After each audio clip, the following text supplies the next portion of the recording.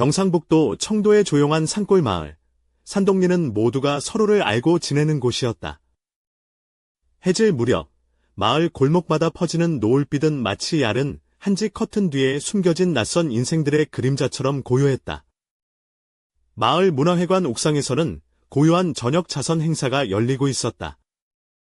이 행사는 남편 이재훈이 자신의 전통주 사업을 확장하기 위해 중요한 계약을 맺으려는 목적에서 기획한 자리였다.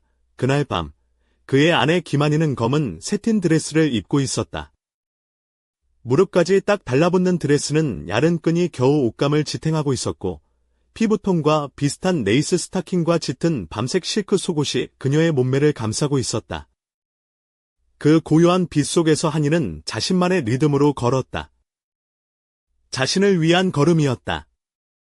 남들의 시선을 의식하지 않았지만 발걸음 하나하나가 그녀를 더 순수하고도 위험한 존재로 만들었다. 한편 재호는 주위의 정장 차림 남자들과 어울려 근처 경북 포항의 포도밭 토지 분배 문제를 논의하느라 바빴다. 한이는 홀로 샴페인 바 앞에 서서 하얀 식탁보에 수놓아진 운명을 바라보고 있었다. 그때 그가 나타났다. 재훈의 아버지이자 마을의 전통주 명가를 이끄는 이석준이었다. 전형적인 차가운 카리스마의 소유자였던 그는 항상 약간 비웃는 듯한 미소를 짓고 있었고, 가족 모임에서는 대개 인사만 주고받는 사이였다. 그러나 이날은 달랐다. 그는 손에 샴페인 잔을 들고 다가와 한이의 귀에 가까이 머리를 숙였다. 오늘따라 좀 조용하시네. 그의 목소리는 낮고 부드러웠다. 마치 바람이 몰아치기 전의 정적처럼 그의 말과 침묵 사이에는 묘한 긴장감이 감돌았다. 이석준은 단어만으로 말하지 않았다. 잔을 잡는 손가락의 떨림, 몸을 살짝 돌려 그녀와 단 둘만의 공간을 만들어내는 시선, 모든 것이 신호였다. 그들은 곧 모임에서 떨어져 나와 주위가 사라진 듯한 공간에 서 있었다. 한이는 그가 자신을 꿰뚫어보는 듯한 시선을 느꼈다. 그것은 오랫동안 남편이 보지 못했던 무언가였다. 섬뜩하면서도 매혹적인 그 시선에 한이는 무언가가 깨어나는 것을 느꼈다. 행사가 끝난 후 차에 자리가 모자라 한이는 이석준과 택시를 탔다. 그들은 아무 말 없이 나란히 앉아 있었고 그의 손은 그녀의 허벅다리 근처를 살짝 스쳤다. 밖의 거리들은 흐릿한 열망의 미술관처럼 지나갔다. 헤어질 때 그의 눈빛이 평범한 시아버지의 그것을 넘어선 듯 오래 머물렀다. 그는 무언가 말하려다 말고 이내 곁눈질로 미소 지으며 사라졌다. 그날 밤 한이는 잠을 이루지 못했다. 옷을 벗고 거울 앞에 선 그녀는 남편을 위한 것이 아닌 자신을 위한 포즈를 취했다. 처음으로 누군가가 눈으로 아닌 피부로 자신을 보고 있다는 느낌이었다. 오래전에 잊어버렸던 레이스 속옷을 꺼내 입었고 몸속 깊은 곳에서 무언가가 꿈틀대기 시작했다. 그 후 일주일 동안 한이는 겉으로는 평범한 아내의 역할을 하며 음식도 만들고 웃음도 지었지만 속으로는 완전히 다른 세상에 살고 있었다. 이석준의 만짐과 시선, 미완의 말들이 그녀 안에서 계속 울렸다. 주말, 그들은 포항 근교의 조용한 교회 주택가 청솔마을에서 점심을 먹기로 했다. 한이는 몸매를 강조하는 흰색 반소매 원피스를 입고 그 속에 짙은 밤색 실크 속옷을 입었다. 집안은 배추찜 내음과 자작나무 장작 냄새가 어우러져 포근했다. 재훈은 형과 대화를 나누느라 바빴고 한이는 자동적으로 부엌일을 돕고 있었다. 그때 이석준이 조심스럽게 다가와 재미 담긴 쟁반을 식탁 위에 내려놓았다. 그의 손은 닿지 않았지만 따뜻함이 전해졌다. 오늘 좀 조용하네. 그는 미소 지으며 말했다. 한이가 간신히 미소를 띠며 대답했다. 그냥 힘든 하루였어요. 그 작은 교감 속에서 무언가가 더 깊어졌다. 모두가 마당으로 나가 차를 마시러 간 사이 한이는 부엌에서 설탕통을 찾다가 뒤에서 그가 다가오는 걸 느꼈다. 내 걸음소리는 방에 들어가기 전에 들려. 그의 목소리는 속삭임 같았고 그 말은 그녀의 어깨 아래를 스쳤다. 그들은 움직이지 않고 침묵 속에서 서로의 존재를 느꼈다. 창밖에서 아이들의 웃음소리가 들렸고 방 안은 완전한 정적이었다. 그의 향수와 담배 냄새가 뒤섞여 있었다. 아무 말도 행동도 하지 않았지만 그 시선만으로도 한이의 등줄기에 전율이 흘렀다. 집으로 돌아오는 길, 재우는 새 계약건에 대해 이야기했지만 한이의 머릿속엔 이석준의 목소리만 울려 퍼졌다. 위험하다. 그 말에 두려움 대신 오히려 흥분이 일었다. 다음 날 아침, 한이는 새까만 레이스 속옷을 꺼내 입고 창가에 앉아 안개로 뒤덮인 마당을 바라보았다. 그의 손길이 남긴 흔적을 떠올리며 자신이 더 이상 예전의 자신이 아님을 깨달았다. 며칠 뒤, 그녀는 급히 이석준의 집에 가서 오래된 가족 사진첩을 빌렸다. 그는 회색 터틀넥 스웨터를 입고 있었고 커피 향과 묘한 긴장감이 그를 감쌌다. 사진을 넘기며 그들은 조용히 웃었고 어느 순간 그의 손이 그녀의 손 위에 올려졌다. 말없는 그 접촉은 하루 종일 그녀를 불태웠다. 이후 이석준과 한이는 은밀한 메시지를 주고받으며 점점 더 깊은 관계로 빠져들었다. 두 사람의 만남은 마치 오래된 연극을 다시 시작하는 것 같았다. 어느 날, 그는 그녀에게 선물을 고르는 데 도움을 청했고, 그들은 오래된 대구의 구시가지에 있는 허름한 쇼핑센터에서 만났다. 그의 손가락이 우연히 그녀의 손목을 스쳤고, 한이는 숨이 가빠졌다. 커피를 마시며 그들은 조용히 손을 잡았다. 우리가 멈추면 안 될 것 같아요. 한이가 속삭였다. 나도 그래요. 하지만 그게 무서워요. 그들은 서로에게 기대며 밤거리를 걸었다. 그러나 이들의 비밀스러운 관계는 재훈에게 전혀 들키지 않았다.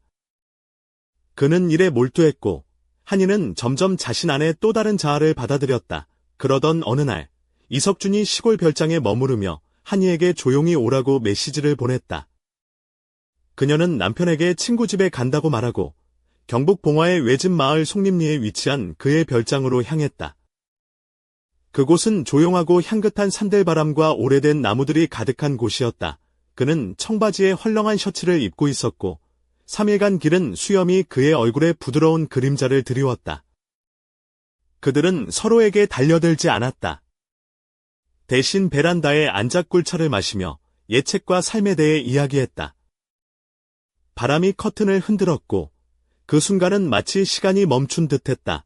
밤이 깊어지자 그는 정원에 있는 오래된 사과나무 아래 그네에 그녀를 앉혔다. 그의 손은 살짝 허벅지를 스치며 그네를 부드럽게 흔들었다. 한이는 뒤로 젖혀진 머리카락 사이로 그의 입술이 속삭였다. 지금 키스하면 모든 게 달라질 거야. 그녀는 조용히 대답했다. 이미 모든 게 변했어. 그는 그녀의 머리를 쓰다듬고 아무 말 없이 집 안으로 들어갔다. 그날 밤, 한이는 잠들지 못했다. 창문은 열려 있었고 집 안가득히 나무 향과 비누 냄새가 퍼졌다. 이석준은 옆방에 있었지만 그들은 침묵 속에서도 서로를 느꼈다. 이튿날 아침, 그녀는 조용히 집을 떠났다. 두 사람은 아무 말 없이 서로를 바라봤고 그 접촉은 이미 돌이킬 수 없는 길임을 알렸다. 시간이 지나고 이석준과 한이의 관계는 사라진 듯 보였다. 그러나 한이의 내면은 여전히 불타고 있었다. 어느 날 밤, 남편 재훈이 그녀를 끌어안고 말했다. 너, 변한 것 같아. 항상 멀리 있는 것처럼 느껴져. 그녀는 미소만 지었고 그가 잠든 후 다시 창밖으로 나갔다. 바람에 흩날리는 커튼 너머 그녀의 손에는 이석준의 짧은 메시지가 있었다. 오랫동안 떠날 거야. 오악사카에 일하러 가게 됐어. 아마 다시는 못 볼지도 몰라. 그래도 널 그리워해. 한이는 눈물을 흘렸다. 고통의 눈물이 아니라 해방과 고독의 눈물이었다. 그녀는 알았다. 이 이야기는 끝난 게 아니라 이제 막 시작되었다는 것을.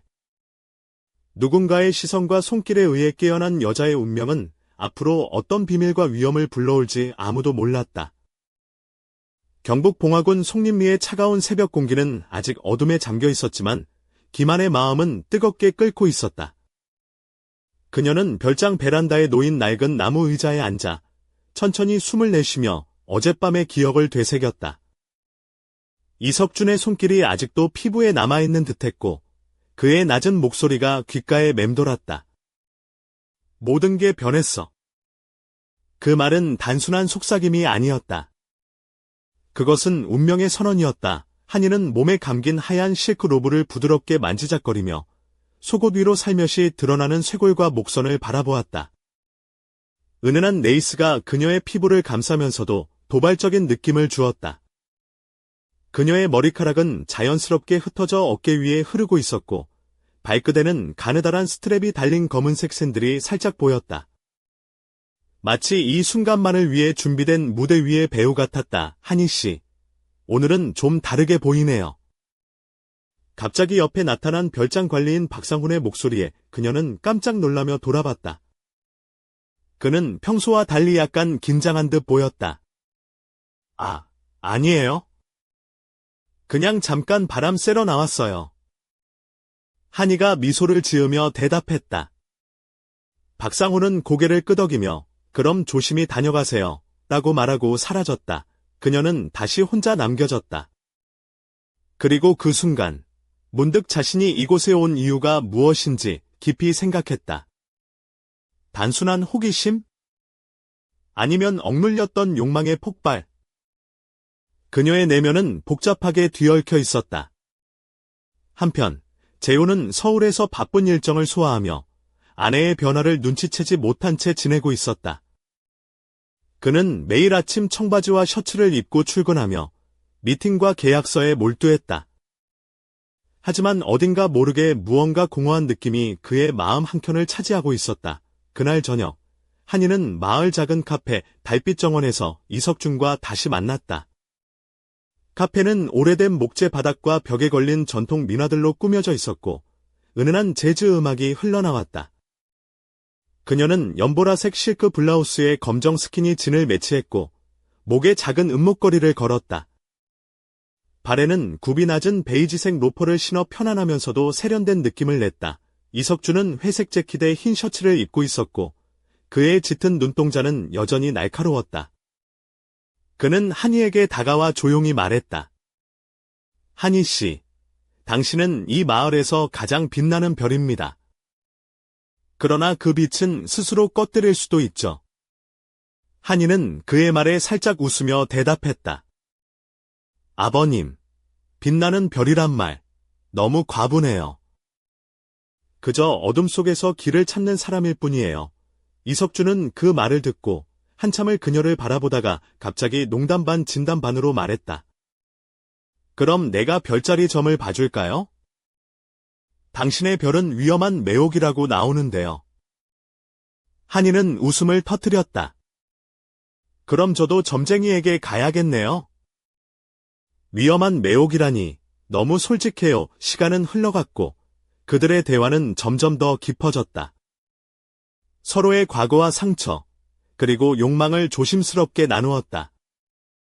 그러나 두 사람 사이에는 아직 말하지 않은 비밀이 존재했다. 그것은 이석준이 재훈과의 관계에서 숨기고 있는, 그리고 한이가 아직 알지 못하는 어두운 그림자였다. 밤이 깊어질 무렵, 한이는 창밖의 별들을 바라보며 혼잣말을 했다. 이 길이 어디로 가는 걸까? 멈출 수 없는 불꽃이라면 과연 어디에 닿을 수 있을까? 그러자 갑자기 그녀의 휴대전화가 진동했다. 화면에는 이석준이라는 이름이 떴다. 메시지는 단순했다.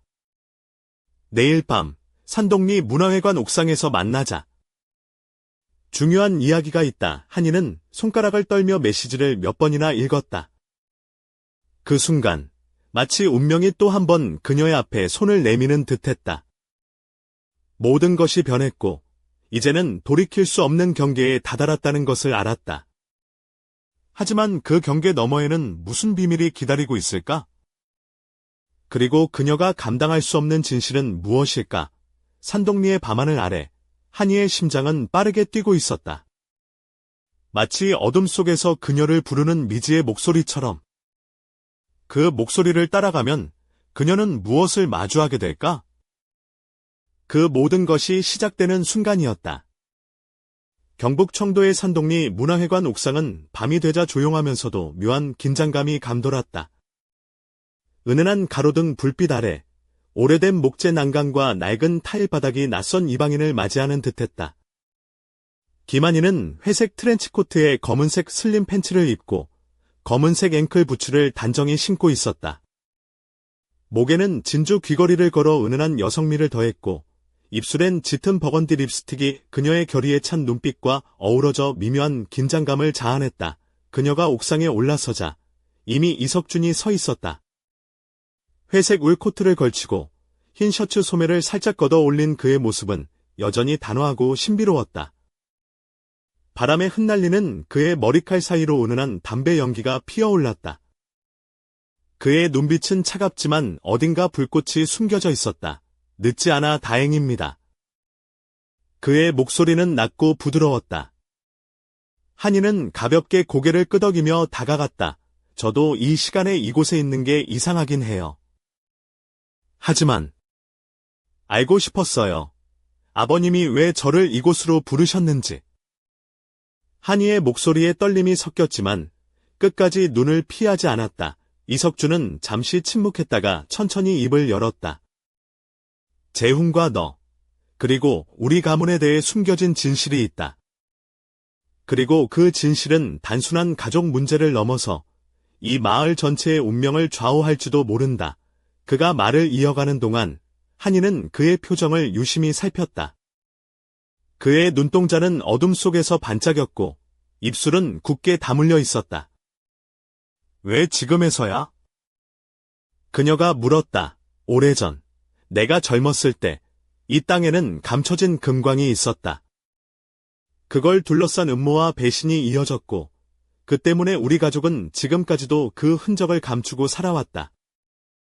재훈은 그 사실을 모른다. 너도 마찬가지고. 그의 말에 한이는 숨을 멈췄다. 그럼 제가 어떻게 해야 하죠?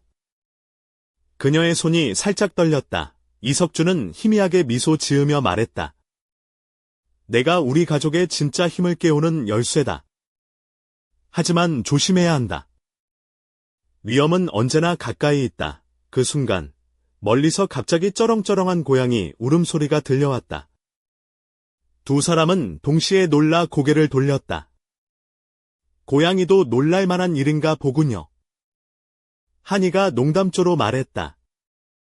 이석준은 피식 웃으며 대답했다. 산동리 고양이들은 이 마을에서 가장 무서운 감시자니까. 그 말에 두 사람 사이의 긴장감은 살짝 풀렸지만 한이의 마음은 여전히 무거웠다. 아버님, 저도 준비가 돼 있을까요? 그녀가 조심스럽게 물었다. 지금까지 살아남은 것만으로도 이미 너는 준비된 셈이다. 그가 대답하며 조용히 한이의 손을 잡았다. 그 손길은 차갑지만 확실한 힘이 담겨 있었다. 그들은 옥상 난간에 나란히 서서 멀리 산동리 마을의 불빛들을 바라보았다.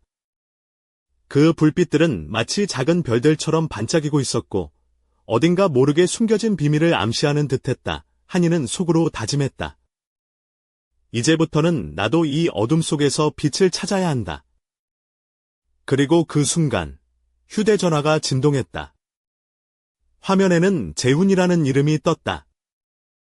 짧은 메시지였다. 오늘 밤 늦게 들어갈게. 집에 있어줘. 그녀는 메시지를 바라보며 미소 지었다. 그래, 나도 여기 있을게 라고 답장하려 했지만 손가락이 멈췄다. 마음 한켠에선 알 수 없는 불안과 기대가 뒤섞여 있었다. 그러나 그때 옥상 난간 너머에서 누군가가 움직이는 그림자가 포착되었다. 한이의 심장이 급격히 뛰었다. 누구지? 그녀가 속삭였다. 이석준도 그쪽을 바라보며 엄숙하게 말했다. 아무도 없어야 할 시간에 누군가가 여기에 있다면 그건 분명히 좋은 뜻은 아닐 거야. 두 사람은 숨을 죽이고 어둠 속에서 다가오는 발자국 소리에 귀를 기울였다. 그 발걸음은 점점 가까워졌다. 그리고 그 순간 여기 계셨어요? 낮고 친숙한 목소리가 어둠을 가르고 나왔다. 그 목소리는 재훈이었다. 한이와 이석준은 서로를 바라보았다. 불가사의한 산동리의 밤, 세 사람의 운명이 뒤엉기는 순간이었다. 재훈이 왜 이 시간에 이곳에 온 것일까? 그리고 그가 모르는 비밀은 무엇일까? 산동리의 밤은 깊고도 어두웠다. 그러나 그 어둠 속에서 눈에 보이지 않는 새로운 불꽃이 타오르기 시작했다. 산동리 문화회관 옥상, 차가운 밤바람이 두 사람의 숨결 사이를 스치며 공간을 가로질렀다. 김한희는 이석준의 차가운 손길이 여전히 자신의 손등에 닿아 있는 듯한 잔상을 느끼며 어둠 속에서 다가오는 발자국 소리에 온 신경이 곤두섰다. 발걸음이 점점 가까워지자 그녀의 심장은 마치 북소리처럼 터질 듯 뛰었다. 그리고 낮고 익숙한 목소리가 어둠을 가르며 물었다. 여기 계셨어요. 재훈. 한이의 목소리가 떨렸다. 그가 왜 이런 시간에 이곳에 나타난 것일까? 그의 옷차림은 평소보다 다소 흐트러져 있었고 얼굴은 피곤한 기운을 감추지 못했다. 그러나 무엇보다도 그 눈빛이 달라져 있었다. 이전에 무심한 남편이 아닌 무언가를 간절히 찾고 있는 듯한 빛. 이석준은 냉철한 눈빛으로 재훈을 바라봤다. 이 시간에 여기에 오다니 무슨 일인가? 재훈은 잠시 주변을 둘러보다가 깊은 숨을 내쉬고는 말했다. 아버지, 그리고 한희 씨. 우리 가족에 대해 알아야 할 게 있어요. 그리고 저는 그 비밀을 숨겨왔어요. 더 이상은 감출 수 없습니다. 그 말에 한희의 심장은 다시 한번 요동쳤다. 숨을 고르며 그녀가 조심스럽게 물었다. 무슨 말씀이세요? 저도 이제는 알아야 할 것 같아요. 재훈은 고개를 숙이고 천천히 이야기를 시작했다. 아버지께서 말씀하신 금광 이야기, 그건 단지 시작일 뿐이었어요. 우리 가족의 과거에는 훨씬 복잡한 음모와 배신이 얽혀 있습니다. 그리고 그 그림자는 지금까지도 우리를 따라다니고 있죠. 그 순간 옥상 위에선 바람이 세차게 불어 커튼처럼 느슨한 코트 자락이 휘날렸다. 한이는 재훈의 얼굴을 뚫어져라 바라보았다. 그 속에는 죄책감과 두려움, 그리고 한 줄기 희망이 섞여 있었다. 왜 이제야? 그녀가 말을 잇지 못하고 머뭇거리자 재훈은 작게 웃으며 말했다. 나도 몰랐어요. 아니, 알고 싶지 않았던 게 맞을지도 몰라요. 하지만 이제는 감출 수 없어요. 우리 모두가 진실을 마주해야 해요. 이석준은 무거운 표정으로 두 사람을 바라보다가 손을 들어 옥상 난간을 가리켰다. 저기, 저 산 너머 숲속에 아직도 감춰진 것이 있다. 그게 밝혀지면 우리 모두의 운명이 달라질 거다. 한이는 그 말을 듣고 숨을 삼켰다. 그 숲. 저도 가보고 싶어요. 진실을 알고 싶어요. 재훈이 고개를 끄덕였다. 우리 가족의 과거와 마주하는 건 위험할 수 있지만 피할 수만은 없어요. 셋은 잠시 말없이 서로를 바라보았다. 옥상 위, 산동리의 밤하늘에는 별들이 총총히 빛나고 있었고 그 빛은 어둠 속에서 길을 잃은 이들에게 희미한 길잡이처럼 보였다. 그럼 내일 새벽, 그 숲에서 만나자. 이석준이 제안했다. 모든 것을 끝낼 수도, 새로운 시작을 할 수도 있을 것이다. 한이는 마음속 깊은 곳에서부터 울리는 불안과 기대, 두 감정이 뒤섞인 채 고개를 끄덕였다. 네, 약속할게요. 재훈도 굳게 손을 내밀었다. 함께라면 두렵지 않아요. 그들의 손이 맞닿는 순간, 산동리의 차가운 밤 공기가 한순간 따뜻해지는 듯했다. 그러나 그 따스함은 오래가지 않았다. 그때 옥상 아래에서 은밀한 발걸음 소리가 또 한 번 들려왔다. 누군가가 그들의 비밀스러운 만남을 지켜보고 있었다. 그림자 속에서 차가운 웃음소리가 흘러나왔다. 흥미로운 밤이군. 진실을 마주할 준비가 됐나? 한희 씨. 한이는 숨을 깊게 들이쉬며 어둠 속을 바라보았다. 그 목소리의 주인은 분명히 그녀가 모르는 또 다른 위험이었다. 산동리의 밤은 이제 막 새로운 막을 올렸다. 그리고 그 어둠 속에서 펼쳐질 이야기는 아직 아무도 예측하지 못했다. 한기가 스미는 산동리 문화회관 옥상, 김한이는 어둠 속에서 들려오는 낯선 목소리에 온몸이 굳었다. 그 차가운 웃음은 마치 칼날처럼 그녀의 등골을 타고 내려왔다. 흥미로운 밤이군. 진실을 마주할 준비가 됐나, 한희 씨? 그 목소리는 낮고 무겁게 울렸고, 옥상 위의 긴장감은 순식간에 폭발 직전의 상태가 되었다. 이석준이 반사적으로 몸을 돌려 그림자가 있는 쪽을 응시했다. 누구냐? 그의 목소리는 차갑고 단호했지만 그 안에는 미묘한 불안이 스며 있었다. 한밤중에 이곳에 몰래 숨어드는 자가 누구인지 밝혀야겠다. 가만히 있어라. 아버지. 재훈이 한이의 손을 꽉 잡으며 말했다. 누군가 우리를 시험하는 것 같아요. 그의 눈빛도 평소와 달리 예리하게 빛났다. 긴장감이 팽팽하게 감돌았지만 한이는 알 수 없는 용기가 몸 안에서 솟구치는 것을 느꼈다. 그림자 속에서 한 남자가 천천히 모습을 드러냈다. 그는 검은 가죽 재킷에 검은 청바지를 입고 있었고 짙은 검은 눈동자가 반짝였다. 내가 바로 이 산동리의 비밀을 지키는 자, 박태성이다. 는 그의 소개에 한이는 순간 숨이 멎는 듯했다. 박태성. 마을에서는 소문만 무성한 미스터리한 인물이었다. 왜 여기 있느냐? 이석준이 날카롭게 물었다. 태성은 짧게 웃으며 답했다. 나는 진실을 숨기는 자들을 감시하는 자, 그리고 너희가 그 진실에 다가가는 것을 막으려 한다. 그의 눈빛은 차갑고 결의에 찬 듯했다. 우리는 진실을 알고 싶다. 재훈이 단호하게 말했다. 숨겨둔 과거를 마주하지 않으면 미래도 없다. 태성은 잠시 침묵하다가 고개를 끄덕였다. 좋다. 하지만 조심해라. 산동리의 숲속에는 단순한 오래된 비밀만 있는 것이 아니다. 그곳엔 오래된 저주와 복수가 살아 숨쉰다. 한이는 등골이 서늘해지는 걸 느끼며 속으로 말했다. 저주와 복수라니? 이건 단순한 가족사가 아니야. 그녀의 눈동자는 결의에 빛났다. 우리가 두려워할 이유가 없다.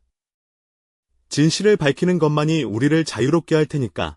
태성이 고개를 돌려 어둠 속으로 사라지려던 순간 한이가 소리쳤다. 기다려요. 왜 나를 알고 있는 거죠? 왜 저를 한이 씨라 부르나요? 태성은 잠시 멈춰서서 뒤돌아보았다. 너는 이 마을의 오래된 전설과 깊은 연관이 있다. 네가 모르는 사이에 이미 운명에 엮여있지. 그 말에 한이는 숨이 막힐 듯한 충격을 받았다. 자신의 삶이 단순한 우연이 아니었음을, 오래전부터 준비된 운명이었음을 깨닫는 순간이었다. 내일 새벽, 숲에서 만납시다. 그때 모든 것이 드러날 것이다. 태성은 그렇게 말하고 무겁고도 은밀한 발걸음으로 사라졌다. 이석준은 무거운 한숨을 내쉬었다. 이제 시작이다. 우리가 마주해야 할 것은 단지 가족의 비밀이 아니라 산동리 자체의 어둠이다. 재훈은 한이의 손을 꼭 잡으며 말했다. 두렵지만 함께라면 이겨낼 수 있어. 한이는 눈을 감고 마음속으로 다짐했다. 이 길 끝에 무엇이 있든 나는 내 운명을 받아들일 것이다. 산동리의 어둠은 짙어지고 그 속에서 무언가가 꿈틀거리기 시작했다. 바람에 실려온 밤꽃 향기 속에 감춰진 진실은 아직 밝히지 않은 채 세 사람의 운명을 더욱 깊은 미로로 이끌고 있었다. 그리고 그 미로 끝에서 기다리는 것은 과연 해방인가 아니면 파멸인가? 산동리의 밤은 그렇게 새로운 전환점을 맞이하며 조용히 숨을 고르고 있었다.